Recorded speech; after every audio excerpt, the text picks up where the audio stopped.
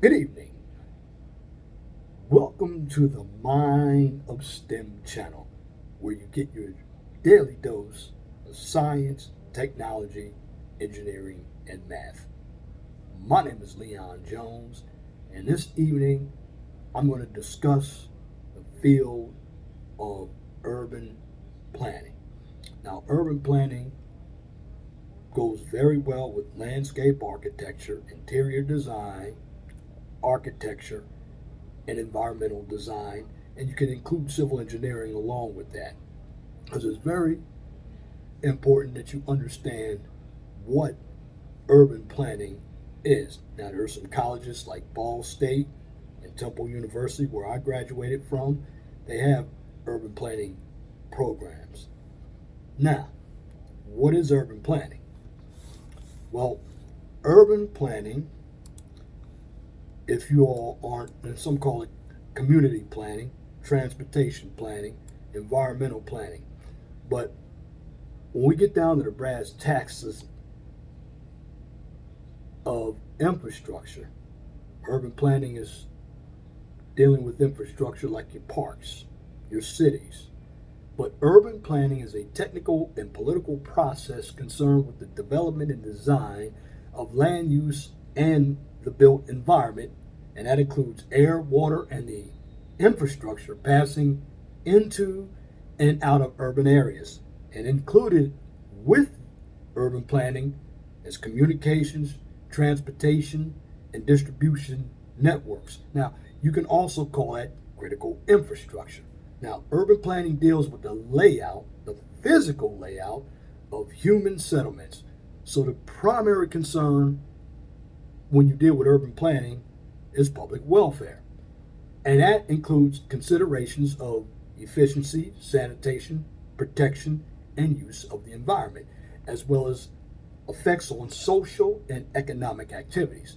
Now, urban planning is considered an interdisciplinary field that includes social science, engineering, and design sciences. It is closely related to the field of urban design, and some urban planners provide designs for streets, parks, buildings, and other urban areas. Now, urban planning is also referred to as urban and regional planning. Regional planning, town planning, city planning, rural planning, urban development, or some combination in various areas worldwide. Now, urban planning guides orderly development in urban, suburban, and rural areas. Although predominantly concerned with the planning of settlements and communities, urban planning is also responsible for the planning and development of water use and resources, rural and agricultural land, parks, and conserving areas of natural environmental significance.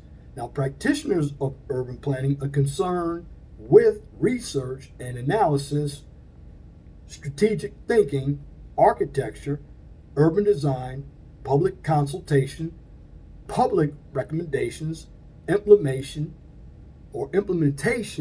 and management.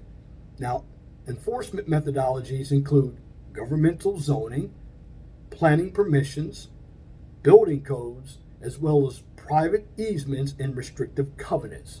Now, urban planners work with the cognate fields of architecture, landscape architecture, civil engineering, and public information to achieve strategic policy and sustainability goals. Now, early urban planners were often members of these cognate fields.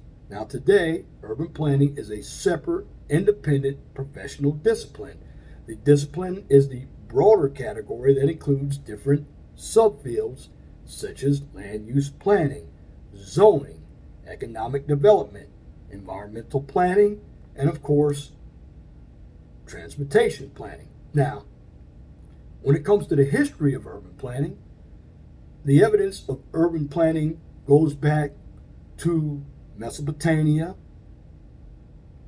Indus Valley, and Egyptians with their civilizations, and they go back to the third millennium BC. Now, when it came to early urban planning, it used a lot of archaeologists.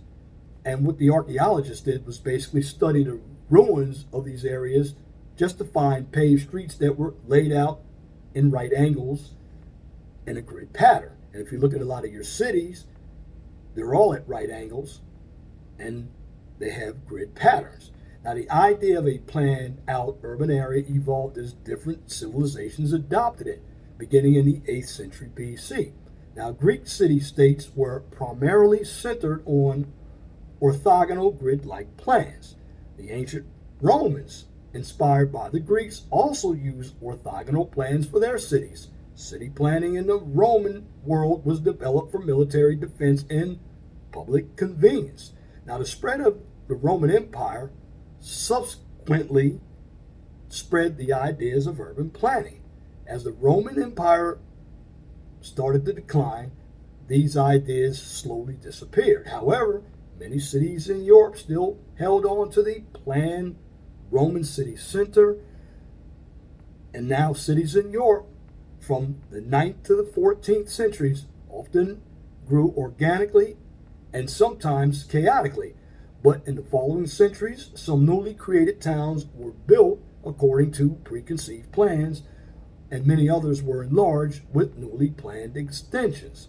Now, from the 15th century on, much more is recorded of urban design and the people that were involved. Now, in this period, theoretical treatises on architecture and urban planning started to appear, in which theoretical questions are addressed and designs of towns and cities are described and depicted. Now, during the Enlightenment period, several European rulers ambitiously attempted to redesign capital cities. Now, during the Second French Republic, Baron Georges Eugene Haussmann, under the direction of Napoleon III, redesigned the city of Paris into a more modern capital with long, straight, wide boulevards. Now, of course, planning and architecture went through a paradigm shift in the 20th century because of the Industrial Revolution. Now, the industrial cities of the 19th century grew at a tremendous rate.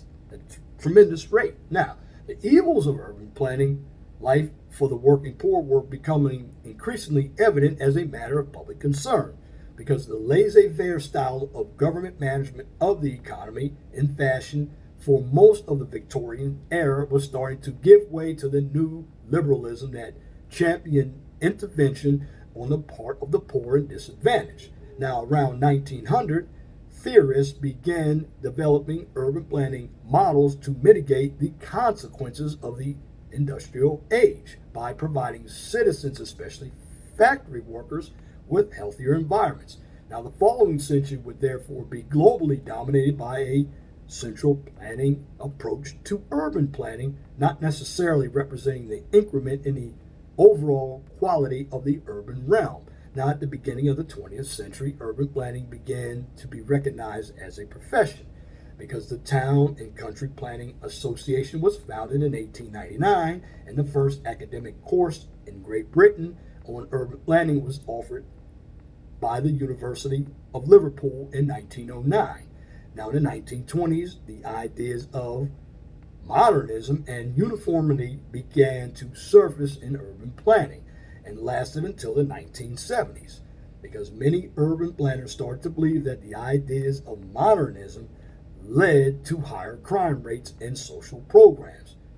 Now, you have to look at urban planning today. Urban planners, for the most part, focus more on individualism and diversity in urban centers. Now, got to understand this. When it comes to urban planning, planning theory is the body of scientific concepts, definitions, behavioral relationships, and assumptions that define the body knowledge of urban planning. There are 8 procedural theories of planning that remain the planning theories of planning procedure today. The rational comprehensive approach, the incremental approach, the transactive approach, the communicative approach, the advocacy approach, the equity approach, the radical approach, and the humanist or phenomenological approach. Now, there are also technical aspects, and that involves applying scientific, technical processes, considerations, and features that are involved for planning when it comes to land use, natural resources, transportation, and infrastructure, which was mentioned at the top of this video. Now, what's very important when it comes to infrastructure and urban planning is building codes. Why? Because building codes and other regulations dovetail with urban planning by governing how cities are constructed and used from a individual level. Now, with all that said, does that give you an idea what urban planning is, or what does an urban planner do?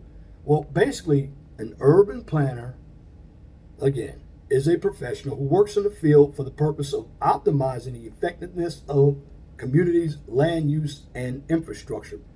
And how do they do that? They formulate plans for the development and management of urban and suburban areas, typically analyzing land use capability as well as the economic, environmental, and social trends. In developing any plan for a community, whether commercial, residential, agricultural, natural, or recreational, urban planners must consider a wide array of issues, including sustainability, existing and potential pollution, transport, including potential congestion, crime, land values, economic development, social equity, zoning codes, and other legislation. Now, the importance of the urban planner is increasing in the 21st century as modern society begins to face issues such as increased population growth, climate change, and unsustainable development.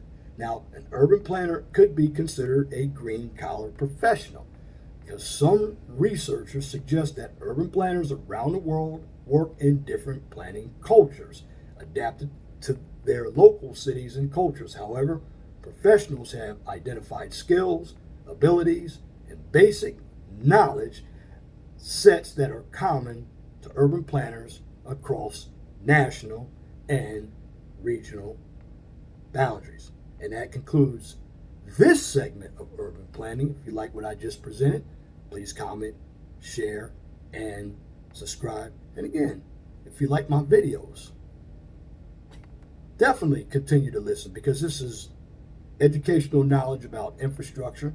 And what I do here on the STEM channel, I talk about a lot of topics that involve STEM. Now, a number of the topics that I'm going to talk about, for the most part, are going to be within my sector of civil engineering, architecture, because infrastructure is very important, because we have to keep maintaining our infrastructure so we can keep societies moving.